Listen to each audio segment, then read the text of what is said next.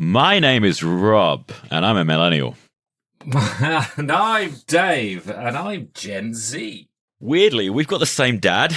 But we didn't meet until I was nearly 30. So we figured out this podcast as a way to get to know each other a little better. Which we've certainly done through the medium of many an album. So this is the podcast about the music that... Your brother... should... No! Today we are talking about LCD Soundsystem and their monumental masterpiece, Sound of Silver. If we need a quick potted history, LCD Soundsystem arose early in the millennium. They're the brainchild of certain James Murphy, the kind of evil genius behind basically all of their music. He writes and plays nearly all the parts on it. It's kind of a one-man band thing, but they do have a touring outfit. This was their second record, came on the back of the monumental hype that greeted their eponymous debut. It's fantastic, obviously. They did one more record and then called it a day in a big glamorous fanfare, and then promptly 5 years later announced a reunion. Well, they're back on stage in less than 5 years after bowing out into aplomb, which we'll come to. Dave, had you heard of LCD Soundsystem? Nope, not a jot, not a sliver, not a thing. If I had, I kind of thought, ooh, they're probably a kind of production-y thing. Like, you know, in my head, maybe Daft Punk or Aphex Twin or that kind of, you know. Yeah, which they kind of were in the sense of when it was all DFA records, Death from Above records, which, yeah. Okay, well, you've had a couple of weeks with this record now. Yes. I really want to know what you think of it, but first, I just want to, I want to ask a particular question. What's your favourite one-liner? My favourite one-liner has to be, New York is the greatest if you can get someone to pay the rent. That is definitely in the top 5 for me. I feel like, this is a record of irreverent wit and slightly, too cool for school, too cool for your own party. Mm-hmm. You're throwing the party and then you're DJing Eclectic Records in the corner, but sneering at the audience for not getting it, even though they're having the best time of their lives. Yeah, and even if they do get it, you hate them for it. Exactly. That's how I imagine James Murphy gets his kicks. Yeah. And I think my favourite line, and it's more about the delivery than the line itself. Mm-hmm. And for those of you who still think we're from England, which I love, because as you know, so much hipster music in the early noughties kind of had to be validated by the British press. And I just always like, we're not. Yeah. We're not, no. Yeah. It's just, It's like... It has to be said that track is the mine of brilliant one-liners. You might have lots of mimes, always makes me smile, because that's what the Americans think of the French. The line that goes around At least my we head, got magazines. At least we got magazines, just saying. But I also quite like the off What's the Takes, we get high on lemon sips. And he loves the line and repeats it, but that goes around my head a lot. About 18 times. Yeah. It's an album with not a lot of lyrics. There's a couple of exceptions. A couple of songs have, more than one or two verses to them and actually have a story to tell. But most of them, it's this kind of flippant little kind of like vignettes that couldn't be interpreted in different ways. And we've talked about this before. I mean, we love lyrics that do that you can just, internalize and immortalize and come to mean something to you that may be something completely different. I mean, I feel like there's like a complete hedonism to this album, but also such a world weariness. It's an album of complete contradictions. Like, for all his kind of irreverent detachment, obviously there is a real earnestness there, right? And all this kind of sloppy punkishness, but clearly so much effort has gone into the production. Yeah, it's kind of danceable and emotive while being nostalgic but futuristic. I mean, it's Bowie versus Byrne, it's us versus them. I think it's a masterpiece. Now you got to tell me what you thought of it, Dave. I thought it was very, very, very, very, very good. Yay! A hit. Yeah, a hit. I don't think I've had a hit this season yet, so yes. But you'll I've been really there's always a because the brackets not brilliant, close brackets, but it's very, very, very good. And okay, I'll take that. And the reason it's very, very, very good is because there are some. That's on average, it's very, very, very good, and there are moments of. The reason it's very, very good is because it's on average very, very good. Yeah, exactly. Because there are. However, there are moments of absolute out and out brilliance, which are probably pretty obvious, which we'll come on to. And then there is a sustained level of very, very goodness. There is, unfortunately, for me, a couple of tracks, actually, that it would have been better without. I thought in my humble, I know about these thingsness, but it lowers the average. Okay, I think I probably agree with you, but I'm of the opinion actually that every album should have more songs. Because if you're a fan, you want to hear them all, especially in the CD era when this came out. But you're right, this is what, an hour long or so? 55 minutes. Yeah. Yes, it's one of those records that I've got on double LP, but know that they probably could have shaved 12 minutes off and made a banging 1 LP album like the first album. Brilliant album. Yeah. Yes. But I also love the sprawling grooves of it. Would those two songs, perchance, be Us v Them and Watch the Tapes? No. No. Those two songs are Sound of Silver. No. Yeah. Oh, God, yeah. And when I'm feeling particularly grumpy because of Sound of Silver, Time to Get Away. And interesting, because I kind of feel like Us and Them and Time to Get Away are just a little bit too similar, and I feel like they could have done with just one. Maybe it gets early in the record, or maybe it's just a bit more upbeat, but I prefer Time to Get Away. I'm going to grab my LP copy right now so I can read the track list in front of me. Okay. On paper. Yeah. With your big cardboard, with my fingers, big, massive, tactile, clumsy vinyl shit that's gonna scratch. I just listened to it on Spotify. It was a whole lot easier. And there was the track listing just on my screen. It was really easy. Just get with the program, Rob. You young whippersnapper with your vinyl and your trendy. So if those are the two tracks you like the least, what are the 2 or 3 that are dead set bangers for the hipster dad barbecue playlist? Well, Get an Oculus, North American Scum are brilliant for that. The artistic highs, if you like, are obviously, I think it is pretty obvious, Someone Great and then All My Friends. Yeah. What a 1-2 sucker punch. Yeah. And that's almost why I think Sound of Silver is such a low point. I might as well do my grand theory. Shall I do my grand theory? I always have a grand... It's not a grand theory. Yeah. Actually, it's a kind of a question, really. Do you know much about his writing process? Because I think the thing for me is clearly Get an Oculus, Time to Get Away, Us v Them, Watch the Tapes. They sound like a jam, right? They sound like someone set up a groove and jammed some stuff. And then with those really good jams, it feels like they've then crafted something really good. And Get an Oculus, I love the way it kind of starts. You just think, is this just going to be a jam? And then it comes in, those harmonies on When Once You Had Believed. And you go, whoa, I wasn't expecting that in this type of music at all. And Bowie back from the dead. Yeah, I know. And that's brilliant. He's really, as you say, he's tried hard there and it works and it's brilliant.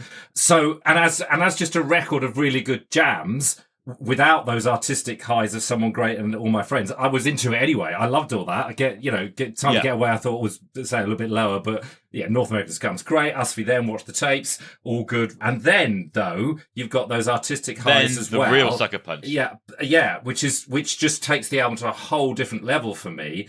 And then Sound of Silver was just kind of, you go, brilliant opening. Who doesn't love that is probably one of the best one-liners on it. Sound of Silver, talk to me, makes you want to feel like a teenager till you remember the feelings of a real life emotional teenager. And then you think again, and I'm living with teenagers in my house at the moment. So the track went on and I laughed out loud and I thought this is going to be, if he'd done with that, what he'd done with Get an Oculus and the other jammy ones, brilliant.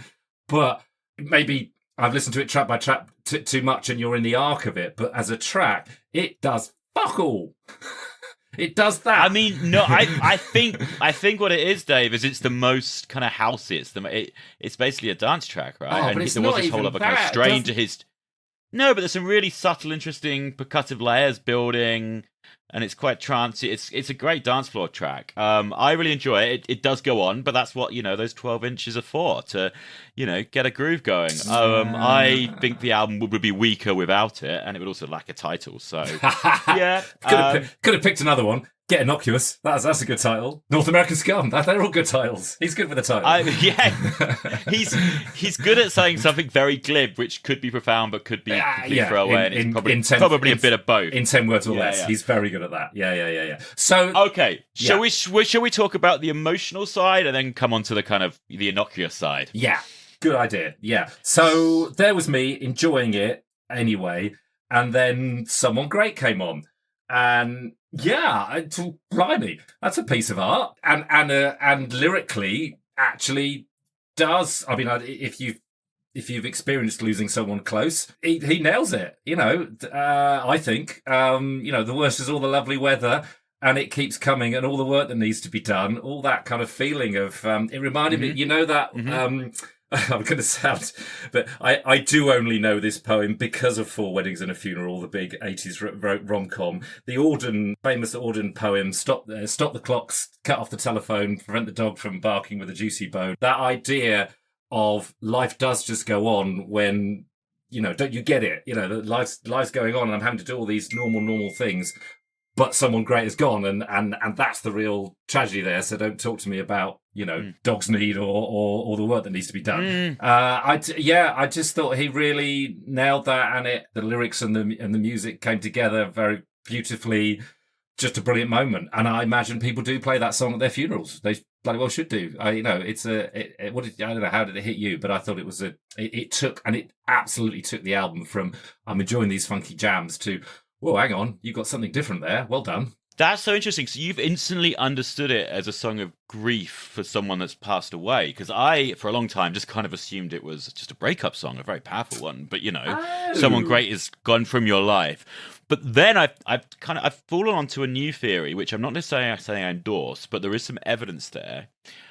It kind of alludes to possibly being about a miscarriage. Okay. Because I wish we could talk about it, but that's the problem. They can't talk about it. But with someone new, you couldn't start too late for beginnings. It'd be too late to find someone new and start trying it all over again. But, the little things that made me nervous are gone in a moment. And and then the whole waking up with the phone is ringing, surprise, that should be a perfect warning, that's something the problem. That sounds like they're getting a call saying the bad news. I don't know. I mean, it's not overt, but there's definitely, a possibility that could be what it refers to. But I mean, in any case, that's why it's a great lyric, because you can read what you want to into it. And yeah. Okay. I mean, I'll tell you the bit that I thought it was about someone passing away was, to tell the truth, I saw it coming the way you were breathing, but nothing can prepare you for it. That if you've been next to someone that is passing away, breathing becomes very important. The way they breathe. So that's why I thought it was that. But you could be right too. Or he knowingly is, leaving all options open. It's definitely about grief and loss, right? And he's left it so that it speaks to, a wide spectrum of people's cause of that grief. Well, yeah. And that's why it's interesting. I'm glad you kind of picked on this one first, because this is certainly their first album, and their reputation up until this point had been very much as a kind of this irreverent, fun dance/punk band. But this really is, like, as you say, quite a profound emotional statement nestled in what is a quite steely, cold, detached album otherwise. So it's interesting. Which is why I was a little bit sad actually to find that. So this was part of the instrumental track for Someone Great. It was part of 4553, which was a running mix he did for a brand of sports shoe, which made me really, really a little bit sad, actually. That is a bit sad. And it has actually been latched onto by lots of, been used in several different commercials, because it has this quite emotive power, including one for a mobile phone brand where they kind of used it to show images of memories and Okay. So I mean that just shows the power of the music, but also how it's been kind of been co-opted. Well, yeah, and also he's agreed to those sales as well. He hasn't done. I think he's quite shrewd, Yeah.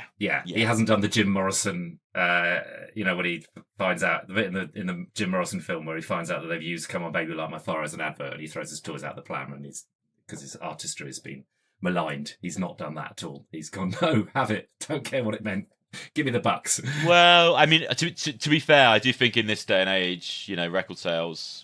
You got to get the money where you can. Aren't an income anymore. Yeah. So getting sponsorship to realize a 45-minute production you want to do and get it released, and fair enough. And it's all about publishing. In this day and age, most millennial and Gen Z artists, they don't really see branding as a bad thing, because it's the only way to get you'd celebrate. It's not selling out. It's how you get things done. Yeah. He, however, is not a millennial or Gen Z artist. He is distinctly a Gen X, like yourself, which is the other remarkable thing. This record came out when he was 37, I believe. Which, well past it. Well past the 30 Rubicon for making great work. Yeah. Well, so maybe this is where you sprinkle in a little bit of the bio. So, this was very much a considered work of a bit of a scene veteran, right? He was born in New Jersey, moved to New York, in his late teens, 18, 19, to make it. And he was in a series of, like, not particularly successful bands in his 20s, right? Falling Man, Pony, Speed King. Hadn't heard any of them. None of them found that interesting. And what was he? So sorry to cut you off, but what was he in those bands? Was he the singer?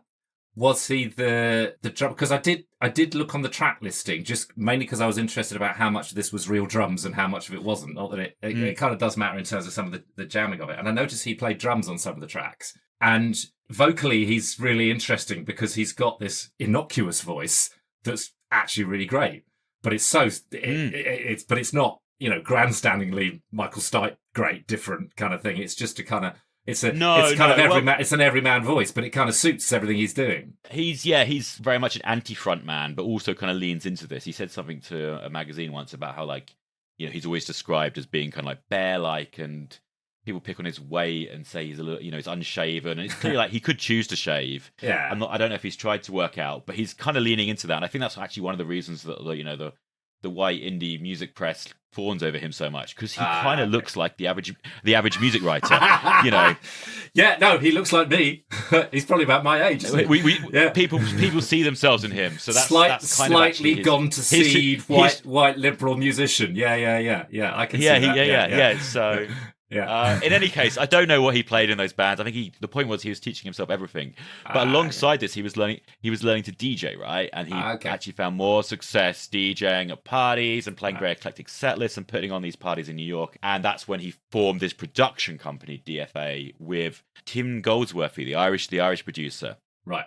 So this is where the musical innovation kind of gets interesting, because you're asking how he made these tracks. I don't exactly know, but clearly he's holed up in a studio working a little bit like a house producer, right? He's laying layers. I think you're right. You're calling them jams, but he's jamming with himself. But as you'd make a dance track, you'd start with a really strong beat, and then you'd add a bass line, and then you'd add some keys or whatever, and a vocal, and you slowly.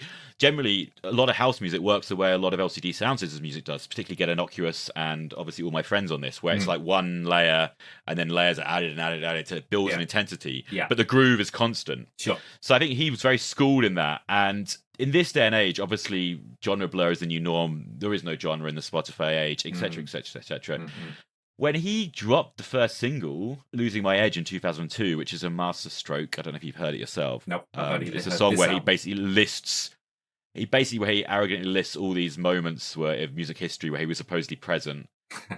But then it says he's losing his edge because the kids are coming up, and they're there's a band that sold their guitars and bought turntables, and then they sold their turntables and bought guitars, but he was there for Can's first concert. It's hilarious, and it's this kind of irreverent, kind of long monologue over a groove, which he basically constructed himself. There was no LCD Soundsystem. He put it out. It became a surprise hit. Then he had to build a band around this. Okay, yeah. So I'm saying his mythology. So that's the interesting part. Bit like Bon Jovi. A bit like Bon Jovi. So the mythology. How do you say that word? Mythology. The mythology and the mythology. Mythology is the science of taking crystal meth properly. Mythology is what you're mythology talking about. And methodology. The mythology and the methodology. The mythology of the methodology.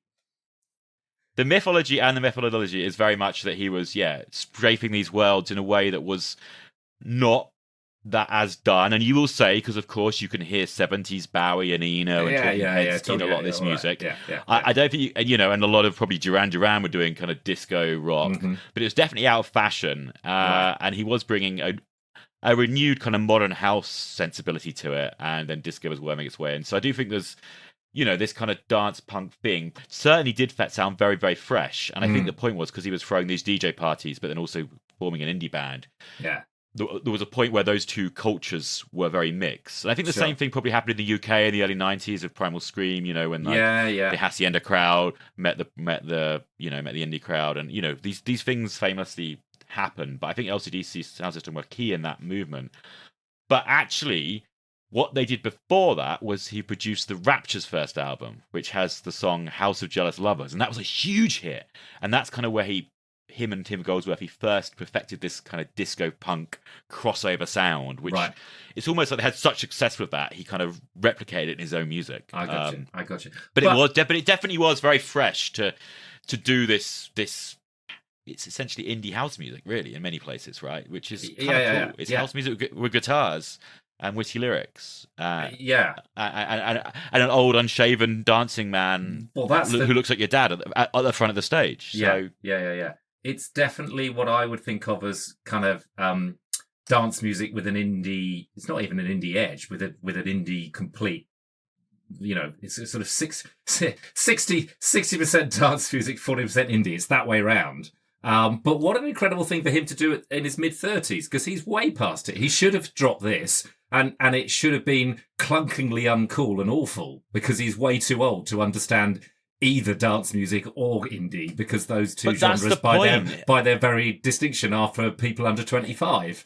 And innovations in them should be done by people under 25. So amazing. But that's my point. He spent his 20s playing in rock and indie bands, but also learning to DJ and learning to self-produce. This was kind of the beginning of the self-production era, right? Late 90s, early noughties, where obviously he had his own studio, but being able to do all this at home and basically form his own studio, DFA, and then it was a 24/7 kind of party hub where him and Goldsworthy and the rest of the crew would come and make tracks any time of day. It sounds very studenty, but basically learning to do it to the point when he did emerge, he was kind of fully formed. And I think some story about how he spent like 9 months perfecting what was going to be the first single, Beat Connection, but then supposedly he did Losing My Edge in like 2 days or something instead. He finally just had a breakthrough, but he clearly spent a long time laboring over this music. And I think it was his result of him doing the Rapture and going like, okay, I could do it for them, but being quite a domineering producer who everyone said kind of wanted everything to be his way and was quite difficult to work with. So it's kind of like, why do you go and do it yourself? So it's kind of like, okay, I will go and do it myself. And take your screaming artistic vision and realize it yourself rather than through us. And then that's it. I think him and the Rapture famously fell out. And I think I read a news story from about 2 years ago where the Rapture lead singer was finally going like, look, I finally said to James, like, look, you won. Your band was more famous than mine. Can we be friends? And he's like, yeah, I guess so. Because he's, very competitive, very anal, meant to be very OCD about things, which is why I find all these irreverent lyrics and those little ways he leaves in, like talking and drumsticks clattering and stuff in the production. It's all deliberate, it's all. I think it's all high. Yeah, no, and that really, really came across to me in all of it. As I say, apart from Sound of Silver, where I just and I have given it a good go, honestly, and all the others where I thought, because I think I said Time to Get Away. That was one of the. Actually, I've learned to like it in the. That thing we've talked about with an album where you kind of suspend your disbelief for that album, and you just go with it, and like that's what they're doing, and that's fine. I'm just gonna Bon Jovi, just go with it, and enjoy the Rolling Stones one especially. Just it's old men drunk in a pub, fine, just do it. And I really, really did, and actually, so Time to Get Away, I did in the end. But Sound of Silver, just every time I couldn't keep on the roller coaster because it just didn't seem to have that same level of attention to keeping you interested, and because you could feel in the other tracks he was kind of every so often going, yeah, that's different, that's clever, that's he really crafted stuff. And just Sound of Silver, I don't know, I can try it again, Rob, but it just didn't have that. It was just it was my image as a 53-year-old basically rock person's of that kind of music. Oh, it just does the same thing over and over again and doesn't really try very hard. It just puts a beat on and it just does that lyric again. I just felt all those cliches coming out of me because that's what it was, and I couldn't escape it. Well, as is the want of music like this, where it came out on a semi-dance label and is very much dance adjacent or electronic music very adjacent. Dance obviously, adjacent. All these songs, excellent phrase. Yeah. Obviously, all of these songs would have been remixed by various people. I think Franz Ferdinand did one, and there was instantly a remix EP, and there will have been dozens of remixes over the years, which have probably made the songs to you less listenable because they make them more dancey. Yeah. But I would say that Sound of Silver is the only song on the album that I think could have been played in a house DJ set without being remixed. So I think it holds its place for that reason. Okay. And as I certainly enjoyed it. And in fact, I encountered most of this music for the first time on dance floors. Yeah. Is there any other song you'd like to talk about? Because I think there's 2 more real emotional sucker punches. Well, so I mean, all my friends, bloody hell, and I don't. So I purposely not researched them, but I'm assuming. You tell me. I'm assuming all my friends is like that if they play it live, if they do play live, the whoop goes up, because it's head and shoulders in an album that's very good. It's head and shoulders just spine-tinglingly. I mean, and you just think when they were doing it, they must have fucking known, right? That this was when he was doing it. Yeah. Because actually, have you looked at the credits? It's like James Murphy, this, a little bit of percussion here, some vocals by Nakti Wang on 3 tracks. You know, right. Yeah, basically like 90% his music. And it's a masterpiece of kind of, you know, minimalist. You know, I got essence of Philip Glass and Steve Reich minimalist music because of that repeated piano thing. But he really does craft the build really, really well. The lyrics, again, you can read all sorts of things into it, but it basically let's do the music first. Let's do the music first. So, and then the final slightly wanky thing I'm going to say is it really did remind me, for a couple of reasons, of Lou Reed's Street Hassle. Now, I think we've talked about. Do you know Lou Reed's Street Hassle, the song and album? No, I know it's got a really bad cover. It's got a terrible cover. A little bit like this. Probably why I haven't gone further with it. Probably. Right. So not having that one. Many Lou Reed fans will have different opinions, but Street Hassle, the rest of the album, is quite Lou Reed, if you like, a little bit Lou Reed by numbers, although people would say, what is that? But it, you know, kind of rocky and disgruntled and quite minimalist and basic. And then there's this moment, Street Hassle in the middle, a bit like All My Friends, where you go, wow. And again, it's actually a repeated cello phrase that goes on, and he builds all kinds of things to it. And oddly, Bruce Springsteen is on that track because he found him in his studio and got him to read something else. But anyway, wonderful, yeah. But for those two reasons, because it's, again, this minimalist emotional journey, and it arguably does take what is, you know, for both artists, they're kind of, you know, LCD by numbers, which it isn't because it's great, and Lou Reed by numbers, people argue about whether it's great, but the whole album is lifted by this one song because it's just a seminal piece of art and work, and that song is something I will, you know, whatever else, and the rest of it I really enjoy, and I've been running to it and stuff. But yeah, All My Friends, LCD Soundsystem. It's a great running album, isn't it? It's a great running album. But that is a song I'm really glad I've heard, and is probably in my top 50 songs of all time now. Do you know what I mean? It's incredible. Isn't it?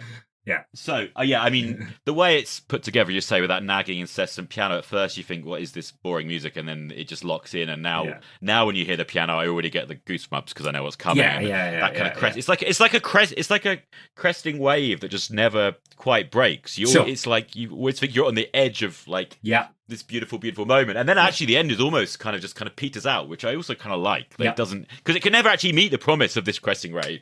It's just this incessant nagging, yearning. I mean, that's what's so wonderful about it. It's an ecstatic dance song, yet a deeply, deeply, deeply kind of personal, introspective cry for help at the same time. Definitely. We normally do the personal bit at the end of the podcast, but I have to tell you this because I think it would have been this song that got me hooked. There was a weekly alternative club night in Dubai, a place not known for weekly alternative club nights, when I was there, and invariably whenever I'd done reviewed whatever, you know, less engaging or more high class or clubby music or whatever, I'd find myself at this club night on what would have been a Friday night, and where they, you know, so many nights would end with this song because it's just the perfect closer. And it just brings it all together. And that's actually the interesting thing, because I always heard is, we're your friends tonight, where are your friends? So to me it was like people I didn't know, like, you know, random strangers or people you half know, you know, might have nodded out of the night but don't really, you know, whatever, would end up on the dance floor together exchanging just joyous looks. And, you know, it was just a really, really, really gathering thing. And it's only kind of later that I've understood the really kind of soul-searching element of it, which, do you want to talk, what did the lyrics leave you with? I mean, it felt like a journey through life almost, and maybe, you know, is it someone on their deathbed? Again, going back to the previous song, but, you know, it starts with how it starts. You check the charts. I mean, that just sounds like people, you know, trying to conceive a baby, right? And then, you know, it goes through life, but but they're going to stay up late, and there's always people there. Exactly. It sounds like they're checking, I don't know, the weight of the drugs, or I don't know. I don't know that was a reference to, but at the end of it, where it's, you know, where are your friends tonight, and then if I could see all my friends tonight, it does just speak to that thing around, you know, what's the phrase? You know, nobody on their deathbed. wishes they'd been into one more work meeting or earned another, $10 or whatever. Everybody on their deathbed just wishes they'd spent more time with the people they loved. And and that's exactly, if I could see all my friends tonight all the time, that'd be great. Well, it's interesting that I probably got into this song in, my late 20s, mid to late 20s. I missed it when it came out, but that's why I love that lyric that really hits me hard. I think the first thing that constitutes a chorus, you spend the first 5 years trying to get with a plan, and the next 5 years trying to be with your friends again. Because to me, it really speaks to a kind of like an early midlife crisis, an early kind of reckoning of the 30s of like, you might graduate, you might move to a city, and you've had all that fun, and then you spend 5 years knuckling down your career and trying to be a normal person, and then once you've got that stability, all you really want to do is go back to the pub with your mates, but you can never quite recapture that. Yeah. And trust me, I've tried. I think we've all tried that. Yeah. And it's never quite the same. So that is probably the most profound personal line for me. Yeah. And then on the other side, there's a really, really like flippant line, like again, contender for line of the album. We set controls for the heart of the sun. Oh yeah, one of the ways that we show our age. Like brilliant. Like brilliant. Just using the deeply uncool Pink Floyd reference, and also kind of admitting they're old. That's the whole point. Like to me, this is someone that says it's a bit too old to be at the party, partying too hard. If you want to be literal about it, it probably is just about being on tour. Like just he's just partying too hard, being away, working too hard, drinking too much, they're running out of drugs, the conversation's grinding away, but he wouldn't trade one stupid decision for another 5 years of life. It's but then blowing 85 days in the middle of France, I presume that's on tour. Yeah. I know it gets tired, where are your friends tonight? So let's just say, I think it's really interesting that when Hot Chip covered Springsteen's Dancing in the Dark, they put a verse of this song in at the end. Because I think there's a similar kind of like just reflective. This was my life. Urgency and desperation and contemplative and looking backness and sure. But also it's kind of a pop banger. It's rightly claimed as one of the best songs of the millennium by all sorts of people. And it's pretty effing iconic. But it is great because and just the final point for me in the lyrics is it's both reflective but energizing, which is kind of weird.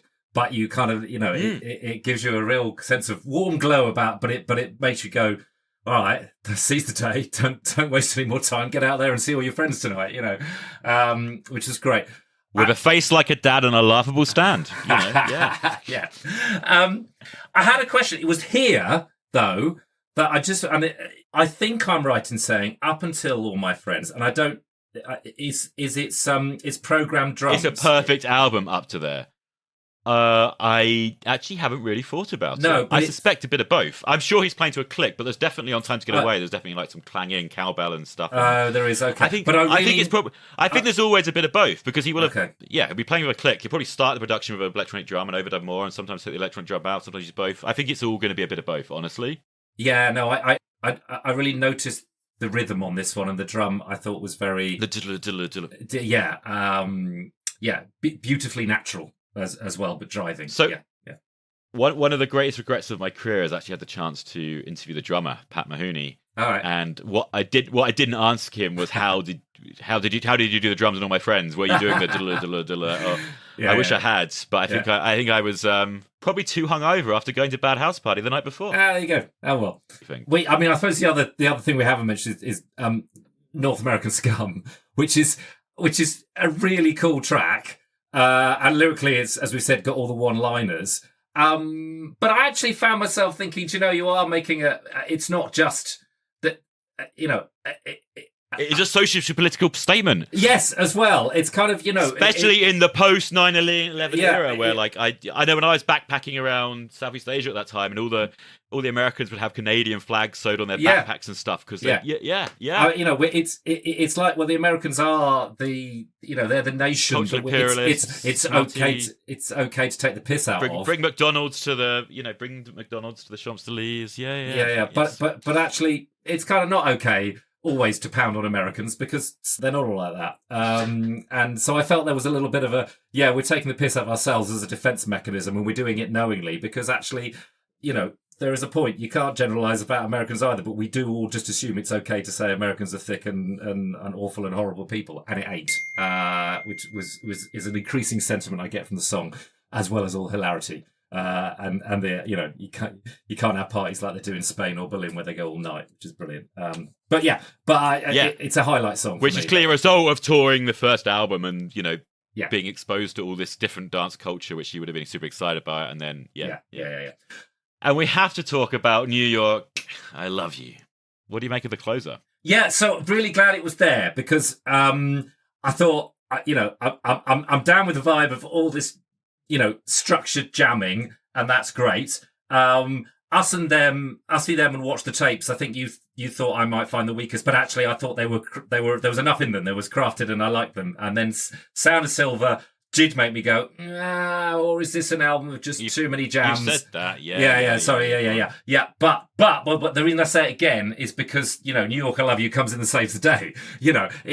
It's like, oh my God, you can do that as well. And I found myself thinking that it could be a really cool album closer to almost any album ever made in any genre. It's like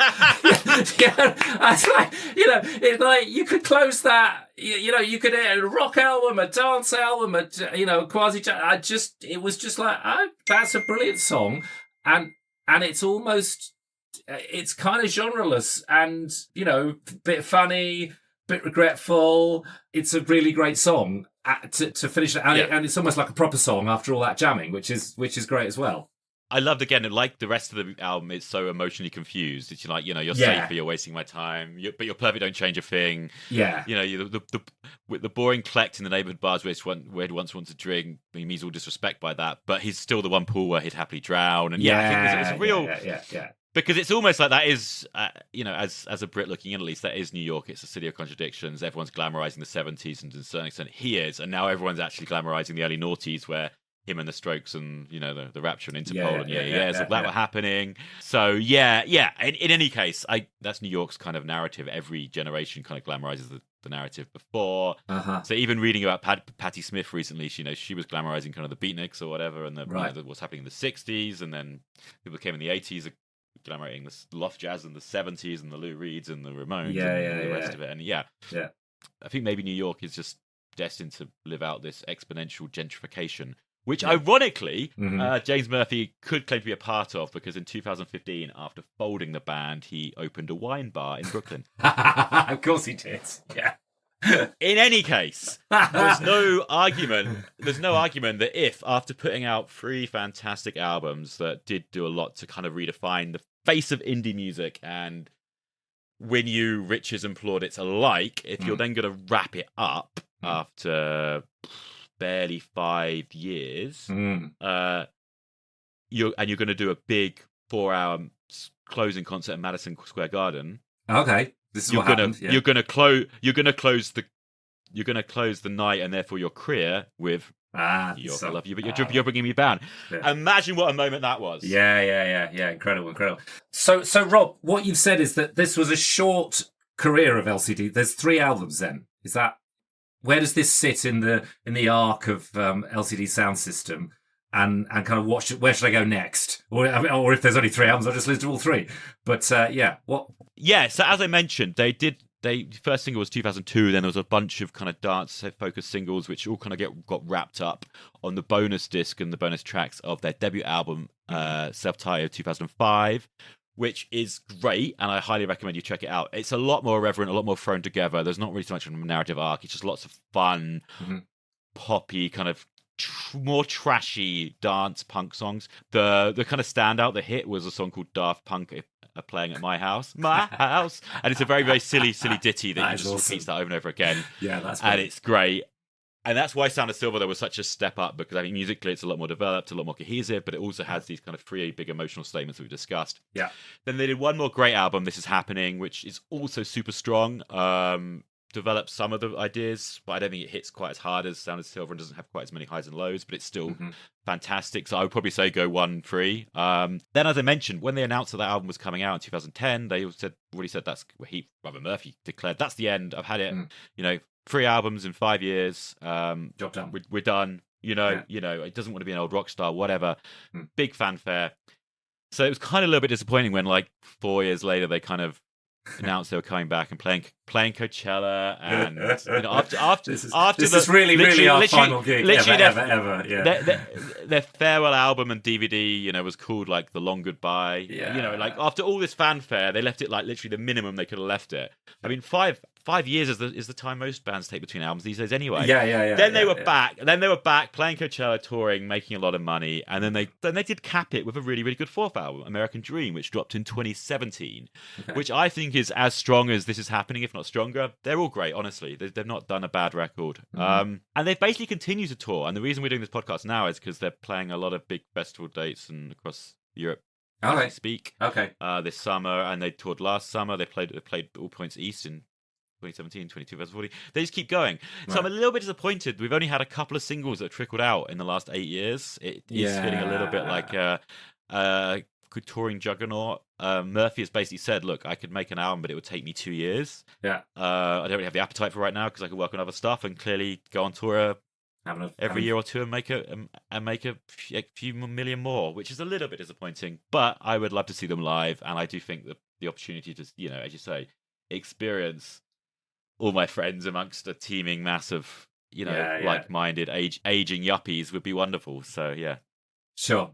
It's funny, isn't it? Because he's clearly very knowing. We were almost going to get him through an episode without mentioning Neil Young, but obviously Neil I know, but it's the antithesis of that. For Neil, it's all about the art and the drive, and he wants to, he's going to create new stuff to the frustration of his fans sometimes until he's dead. And James Murphy's gone, nah, can't be bothered actually. I've done that. Creating art, Christ, that takes a lot of energy. I'm old now. I'll just go on tour. Thank you very much. Well, which I get. I totally get. He's in his late 50s now, right? Yeah. It's kind of ironic. He said he didn't want to be that guy, but yeah. I have one more question. What is the sound of silver? So that's actually a great question. For one, how would you describe this record, Dave? Is it beige?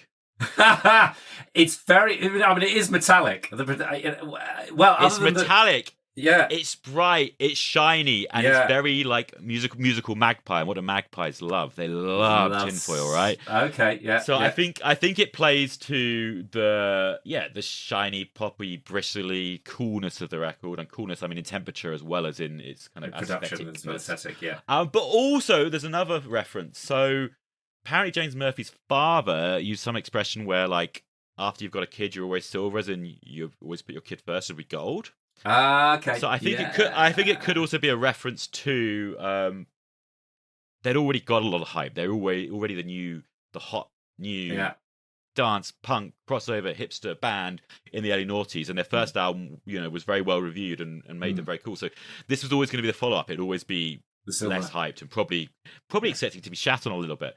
Yeah. But yeah, so committed was Murphy to this conceit that supposedly he basically put like silver, I guess like sheets of silver, I don't know, shiny stuff all over the walls of the New York farm where he recorded this album. Also, isn't that crazy? He recorded this on a farm in New York. Are there farms in New York? Okay. Well, out like New York State, right? Oh god, in my head, this was done in a New York loft. This is like right in the middle of the city. I know, because it's not pastoral at all.